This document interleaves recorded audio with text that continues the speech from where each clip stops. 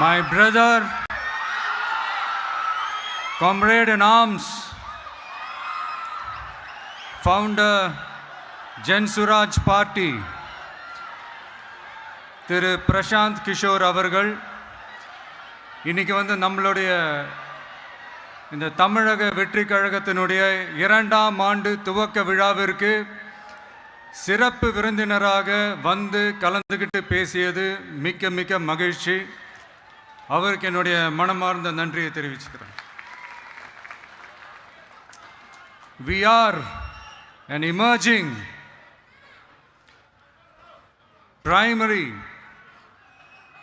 political force in Tamil Nadu politics with a firm commitment to create history in the upcoming 2026 assembly elections of Tamil Nadu, like 1967 and 1977 assembly elections of our state.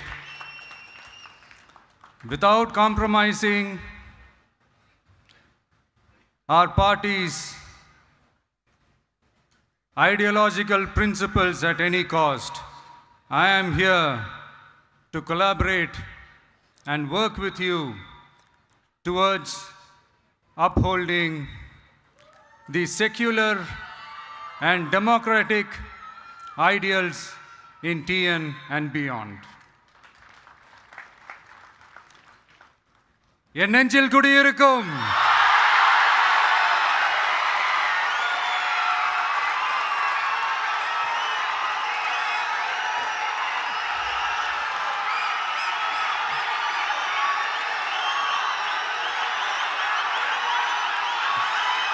என்னுடைய தோழர்கள், தோழிகள்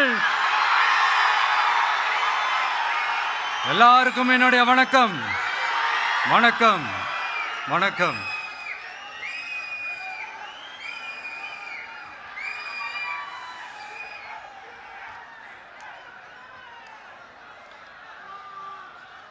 இந்த அரசியல்னாலே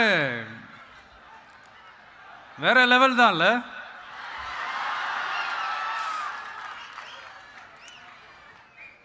ஏன்னா இந்த அரசியலில் மட்டும்தான் வித்தியாசமான ஒன்று நம்ம பார்க்கலாம். யார் யாரை எப்போ எதிர்ப்பாங்கன்னே நமக்கு தெரியாது. யார் யாரை எப்போ ஆதரிப்பாங்கன்னே நமக்கு தெரியாது. அதை கணிக்கவே முடியாது. அதனால தான் இந்த அரசியலில் மட்டும் முன்னாடியெல்லாம் சொல்லி நம்ம கேள்விப்பட்டிருப்போம், நிரந்தர நண்பனும் நிரந்தர எதிரியும் இல்லைன்னு சொல்லுவாங்க. அரசியலுக்கு யார் வேணாலும் வரலாம், அது ஒரு ஜனநாயக உரிமைன்னு சொல்லுவாங்க. ஆனால் மக்களுக்கு ரொம்ப ரொம்ப பிடிச்சி போன ஒருத்தன் அரசியலுக்கு வரான்னா அதை கண்டிப்பாக நல்லவங்க எல்லாம் வரவேற்பாங்க. ஆனால் ஒரு சில இந்த அதிகார இல்லை அது வேணாம், ஒரு சில பேருக்கு மட்டும் கொஞ்சம் எரிச்சல் வரத்தானே செய்யும். அது இருக்கும் தானே. என்னடா இவன் திடீர்னு ஒருத்தன் என்ட்ரி கொடுத்துட்டானே, இது வரைக்கும் நாம சொன்ன பொய்யெல்லாம் நம்பிக்கிட்டு மக்கள் நமக்கு ஓட்டு போட்டுக்கிட்டு இருந்தாங்களே,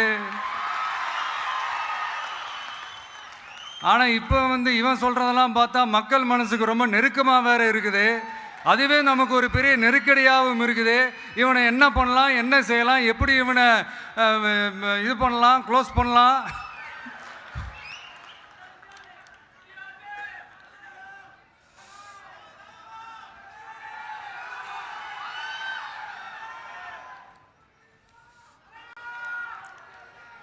எப்படி இவனை க்ளோஸ் பண்ணலாம், ஒரு கன்ஃபியூஷன் ஒன்று வரும்.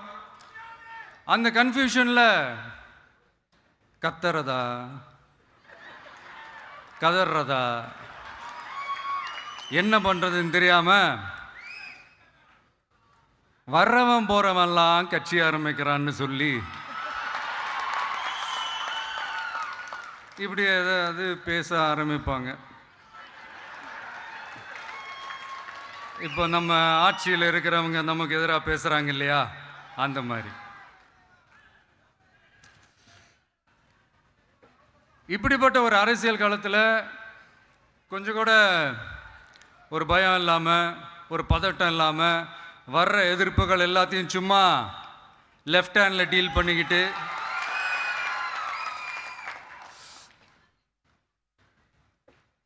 இதோ நம்மளுடைய தமிழக வெற்றி கழகம் முதலாவது ஆண்டை கடந்து இப்போ 2வது ஆண்டில் அடி எடுத்து வைக்கிறோம். இந்த ஒரு காலகட்டம் தான் மிக முக்கியமான ஒரு காலகட்டம். ஏன்னா ஒரு அரசியல் கட்சிக்கு ஒரு பெரிய பலமே அந்த கட்சியினுடைய கட்டமைப்பு தான். அதுதான் அந்த கட்சியினுடைய ஒரு வேறு மாதிரி, ஒரு அடிப்படை பலமே அதுதான். ஒரு ஆலமரம் மாதிரி ஒரு கட்சி ஒன்று வளரணும்னா அதுக்கான அந்த வேர்களும் விழுதுகளும் ஸ்ட்ராங்காக இருக்கணும் இல்லையா? அப்படி தான் நம்மளுடைய இந்த அமைப்பை பலப்படுத்துகிற ஒரு வேலையை தான் இப்போ நம்ம செஞ்சுக்கிட்டு இருக்கிறோம். தமிழ்நாடு முழுக்க மாவட்ட நிர்வாகிகள் எல்லாரையும் தேர்ந்தெடுத்து அறிவிச்சிட்ருக்கிறோம். இந்த நேரத்தில் நம்ம மேலே ஒரு கம்ப்ளைண்ட், அது என்னென்னா, அதுதான் எனக்கும் புரியல. நம்மளுடைய மாவட்ட நிர்வாகிகள் எல்லாருமே வெறும் இளைஞர்களாகவே இருக்கிறாங்களாம். ஏன் இருந்தா என்ன?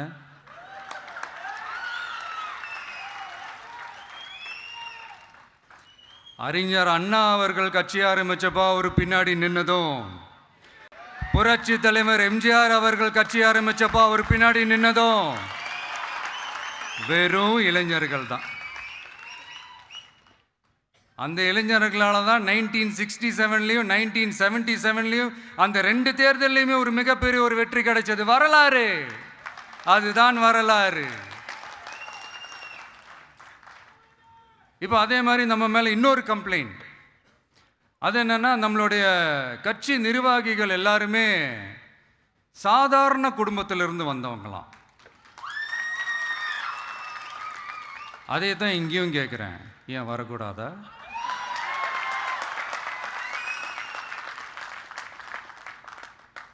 சாதாரண குடும்பத்திலேருந்து வந்தவங்க தான் பெருசு பெருசாக சாதிச்சிருக்கிறாங்க. இன்னும் சொல்ல போனால் நம்மளுடைய கட்சி எளிய மக்களுக்கான கட்சி தானே. அப்படி இருக்கும்போது நம்மளுடைய கட்சி நிர்வாகிகளும் எளிய குடும்பத்தை சேர்ந்தவங்களா தான் இருப்பாங்க. நம்மளுடைய கட்சி ஒன்றும் பண்ணையாறுகளுக்கான கட்சி கிடையாதுல்ல.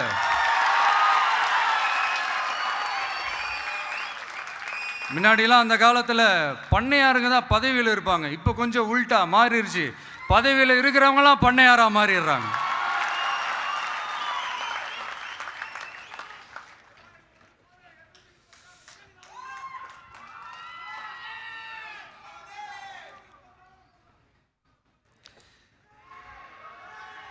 மக்களுடைய நலனை பற்றியோ, நாட்டோட நலனை பற்றியோ, வளர்ச்சிகளை பற்றியோ எதை பற்றியும் கவலைப்படாமல் பணம் பணம் பணம், எந்தெந்த வழிகளில் எந்தெந்த ரூட்லலாம், இப்படிப்பட்ட இந்த மைண்ட் செட் உள்ள இந்த பண்ணையார்களை அரசியலை விட்டே அகற்றுவது தான் நம்மளுடைய முதல் வேலை.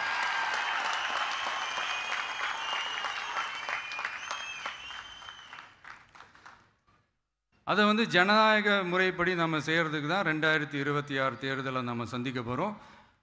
அந்த தேர்தலை சந்திக்க ரொம்ப ரொம்ப முக்கியமான விஷயம் பூத் லெவல் ஏஜென்ட்ஸ், BLA அப்படின்னு சொல்லுவாங்க. அது ரொம்ப ரொம்ப முக்கியம். ஏன்னா நீங்கள் பார்த்தீங்கன்னா தமிழ்நாட்டில் அந்த பெரிய பெரிய கட்சிகளுக்கு தான் அந்த BLAலாம் ரொம்ப ஸ்ட்ராங்காக இருக்கும்னு சொல்லுவாங்க. ஒரு அப்ராக்சிமேட்டாக ஒரு 69,000 பூத்ஸ் இருக்குது. அது எல்லாத்துக்குமே பூத் ஏஜென்ட்ஸாக நம்மளுடைய கட்சி தோழர்களை தான் நியமிக்க போகிறோம். கூடிய சீக்கிரமே பூத் கமிட்டி மாநாடுன்னு ஒன்று நடத்த போகிறோம். அன்னைக்கு தெரியும் தமிழக வெற்றி கழகம் எந்த ஒரு பெரிய கட்சிக்கும் கொஞ்சம் கூட சளைச்சதில்லைன்னு. அன்னைக்கு தெரியும் தமிழக வெற்றி கழகம் தமிழ்நாட்டில் முதல் சக்தியா, முதன்மை சக்தியா, பவர்ஃபுல்லாக இருக்குதுன்னு அன்னைக்கு ப்ரூவ் ஆகும். இப்போ புதுசாக ஒரு பிரச்சனை ஒன்று கிளப்பி விட்டுட்டு இருக்கிறாங்க, மும்மொழி கொள்கை.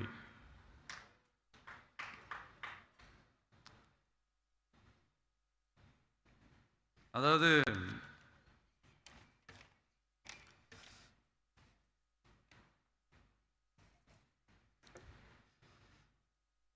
இதை இங்கே செயல்படுத்தலைன்னா இந்த கல்விக்கான நிதியை நம்மளுடைய மாநில அரசுக்கு கொடுக்க மாட்டாங்களாம். இந்த எல்கேஜி யூகேஜி பசங்க சண்டை போட்டுப்பாங்க தெரியுமா, அந்த மாதிரி. கொடுக்க வேண்டியது அவங்களோட கடமை, இங்கே இவங்க வாங்க வேண்டியது இவங்களுடைய உரிமை. ஆனால் இவங்க 2 பேரும் இங்கே எவ்வளோ சீரியஸாக ஒரு பிரச்சனை ஓடிட்டு இருக்கு. இவங்க 2 பேரும் அதாங்க நம்ம ஃபாசிசமும் நம்ம பாயாசமும், அதான் நம்ம அரசியல் இனிமையும் கொள்கை இனிமையும். 2 பேரும் என்ன பண்ணுறாங்கன்னா, 2 பேரும் பேசி வச்சுக்கிட்டு இந்த செட்டிங்லாம் பண்ணி வச்சுக்கிட்டு மாற்றி மாற்றி சோஷியல் மீடியாவில் ஹேஷ்டேக் போட்டு விளையாட்டுருக்குறாங்க.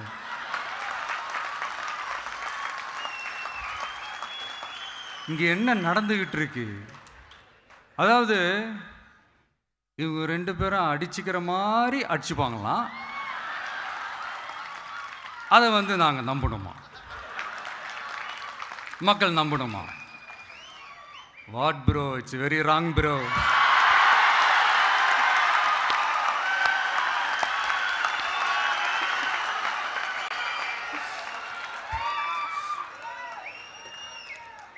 இதுக்கு நடுவில் நம்ம பசங்க உள்ள பூந்து அங்கே ஒரு சம்பவம் ஒன்று பண்ணிட்டு டக்குன்னு வெளியே வந்துடுறது. டிவி கே ஃபார் டிஎன் அப்படின்னு சொல்லி. யார் சார் நீங்களா, எங்க சார் இருக்கிறீங்க?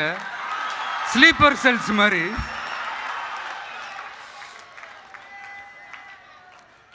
அதனால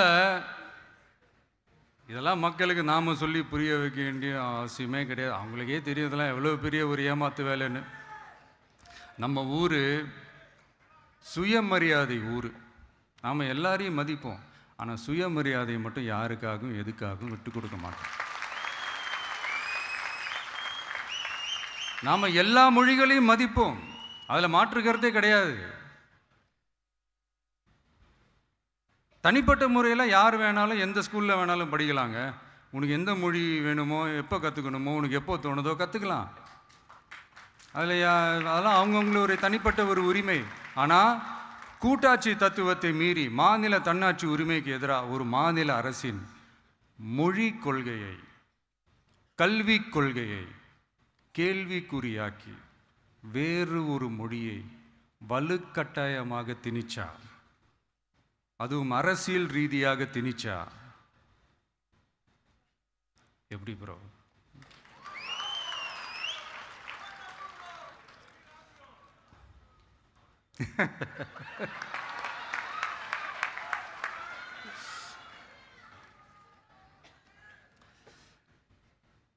அதனால் நம்மளுடைய தமிழக வெற்றி கழகம் சார்பாக நாமளும் இந்த பொய் பிரச்சாரங்களை எல்லாம் புறம் தள்ளிவிட்டு இதை நாங்கள் உறுதியாக எதிர்ப்போம்.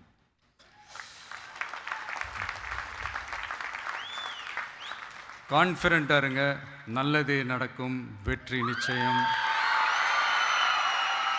மீண்டும் சந்திக்கும் வரை நன்றி, வணக்கம்.